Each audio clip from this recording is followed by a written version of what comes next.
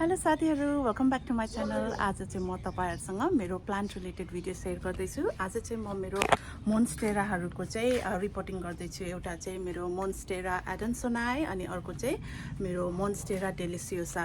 मसँग कलेक्सनमा भएको चाहिँ यही दुईवटा मोन्स्टेरा मात्रै हो। मोन्स्टेरा एडान्सोनाईको चाहिँ गमला सानो भएको भएर चाहिँ रिपोर्ट गर्नु लागिरहेको छु भने अर्को मोन्स्टेरा डेलिसियोसाको चाहिँ अलिकति फंगल लागे जस्तो छ उसको सोइलमा चाहिँ, त्यही भएर चाहिँ मैले चाहिँ रिपोर्टिङ गर्नु लागिरहेको छु। र आज चाहिँ म कुन प्लान्टको भिडियो लिएर आएकी छु तपाईहरुले देखिसक्नुभयो होला। आज चाहिँ म मेरो यो मोन्स्टेराहरुको भिडियो लिएर आएकी छु र मेरो यो मोन्स्टेरा डेलिसियोसाको चाहिँ आज म रिपोर्टिङ गर्नु गइरहेको छु। किन भनेर भन्दाखेरि चाहिँ मेरो यो सोइलमा चाहिँ अलिकति फंगाई आए जस्तो छ। यहाँ हेर्न सक्नुहुन्छ, यसरी सेतो हुँदैछ।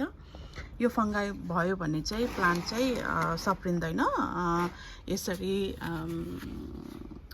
अलिअलि जस यस्तो हल्का येलो जस्तो हुँदैछ, एकदम ग्रीन हुनुपर्नेमा हैन। अनि त्यही भएर यो प्लान्टलाई चाहिँ मैले आज चाहिँ रिपोर्टिङ गर्ने विचार गर्दैछु। अनि त्यसपछि यो अर्को छ, यो चाहिँ भयो मोन्स्टेरा एडानोसाई। यो चाहिँ यसलाई चाहिँ मंकी मार्क्स पनि भनिन्छ। यो प्लान्टलाई चाहिँ यो चाहिँ पट सानो भएको भएर मैले चाहिँ यसलाई चाहिँ रिपोर्टिङ गर्नु लागिरहेको छु। यहाँ देख्न सक्नुहुन्छ कति सानो पट छ हैन। एकदमै यो चाहिँ मजाले सप्रिएर आउँदैछ। यसलाई चाहिँ जस्ट ठुलो पटको लागि चाहिँ रिपोर्टिङ गर्नु खोजेको, अझै ठुलो पट राख्नु पर्यो भनेर। रिपोर्टिङको लागि चाहिँ रिपोर्टिङ सोइल चाहिँ म चाहिँ यो युज गर्नु लागेको। यहाँनिर थुप्रै किसिमको छ, कुन चाहिँ युज गर्नु भएर चाहिँ यो चाहिँ अर्ग्यानिक कम्पोस्ट भयो हैन। अनि यो चाहिँ प्राय भेजिटेबलहरुको लागि हो, बुढोम भन्ने। यो भयो organic compost.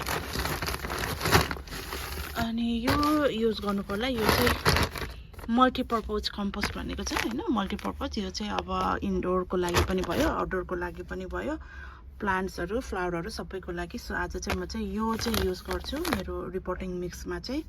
So let's see साथीहरु, लेट्स डु इट टुगेदर।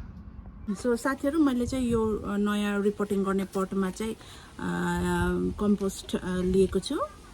अनि त्यसपछि यसलाई चाहिँ मैले रिपोर्ट गर्नु खोजेको हो। आज पनि हावा एकदमै मजाले भइरहेको छ, जस्ट पट सानो भएको भएर मात्रै मैले चाहिँ यो चाहिँ रिपोर्टिङ गर्नु खोजेको।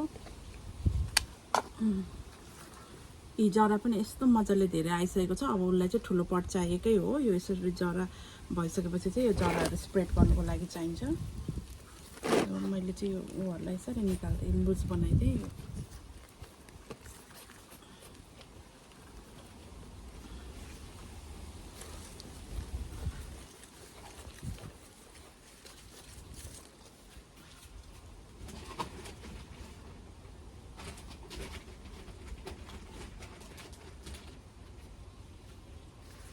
अनि माथिबाट फेरि एडिसनल माटो राखिदिने, सोइल राखिदिने।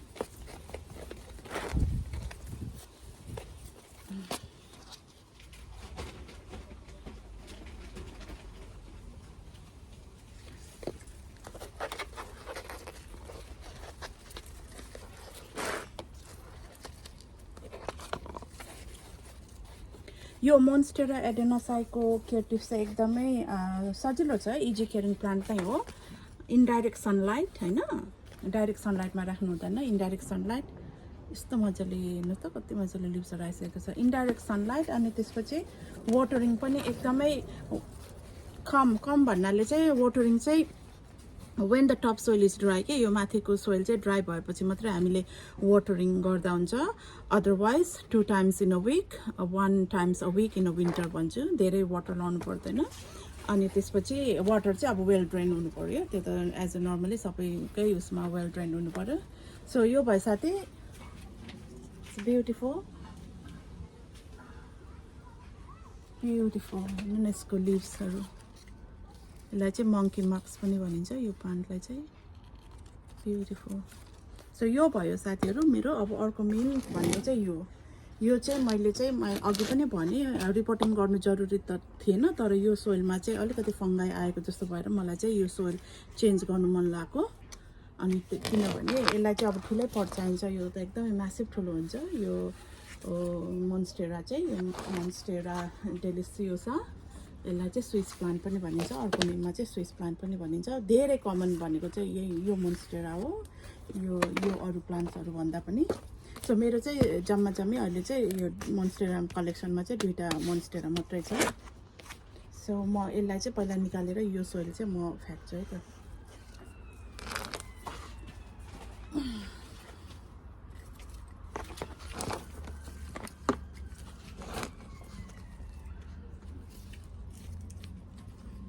यो गमलाबाट निकालेर यो गमला चाहिँ साबुन पानीले धुएर अनि फेरि अर्को माटो हालेपछि अनि त्यसपछि मात्रै रिपोर्टिङ गर्ने अनि चाहिँ मलाई एकदमै जराभित्रसम्म गाडिसकेको छ त्यही कारण मलाई चाहिँ अलिक गाह्रो भयो निकाल्नुको लागि साथीहरू मैले निकालेँ है यसलाई चाहिँ अहिलेको लागि राखिदिन्छु अनि यो प्लान्ट हेर्नुहोस् साथीहरू यो सोइल छ राम्रो सोइल हो खास तर अब कहिलेकाहीँ चाहिँ इन्डोर हामीले राख्दाखेरि चाहिँ सोइलहरूमा चाहिँ फङ्गाई हुन्छ मैले धेरै यो ट्रिट गर्नु पनि खोजेँ मैले यस्तो बेसारहरू राख्यो भने पनि यो फङ्गाईहरू जान्छ होइन दुधहरू राख्यो भने पनि फङ्गाईहरू जान्छ भने धेरै ट्राई गरेँ तर गएन अनि मैले चाहिँ अब मेरो यो मोन्स्टेरालाई चाहिँ I don't want it to die so let's change the soil भनेर चाहिँ आज मैले यो चाहिँ चेन्ज गर्नु लागिरहेको छु so I am going to throw this अनि फेरि यसलाई रिफिल गर्छु है त साथीहरू सो साथीहरू यो चाहिँ मैले यहाँको माटो सबै निकालेर साबुन पानीले धोएँ होइन अब म यहाँनिर रिफिल गर्छु रिपोर्टिङ सोइल अनि त्यसपछि त्यसलाई रिपोर्ट गर्छु सो अब रेडी टु रिपोर्ट होइन यो मेरो मोन्स्टेरालाई चाहिँ यसरी राखेर म माथिबाट चाहिँ टपअप गरिदिन्छु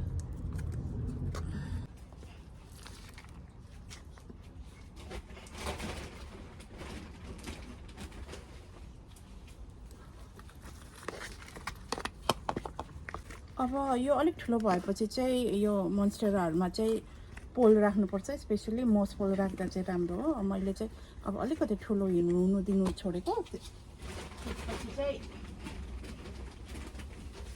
यो अलिक ठुलो भएपछि चाहिँ राख्ने भनेर सोचमा छु मोस पोल अब यो यसरी सोइल चेन्ज गरिसकेपछि चाहिँ अलिकति राम्रो हरियो भएर आउँछ कि त let's see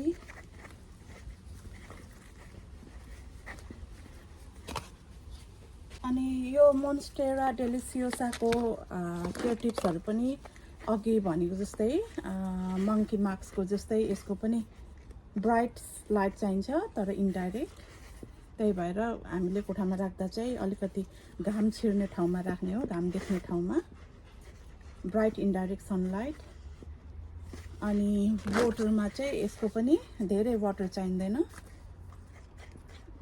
top soil dry भएपछि गर्ने अथवा वन्स इन अ विक विन्टरमा भने समरमा चाहिँ 2 टाइम्स अ विकसम्म लाउन सकिन्छ यसको केयर टिप्सहरू चाहिँ सो अलिकति टपअप गरिदिन्छ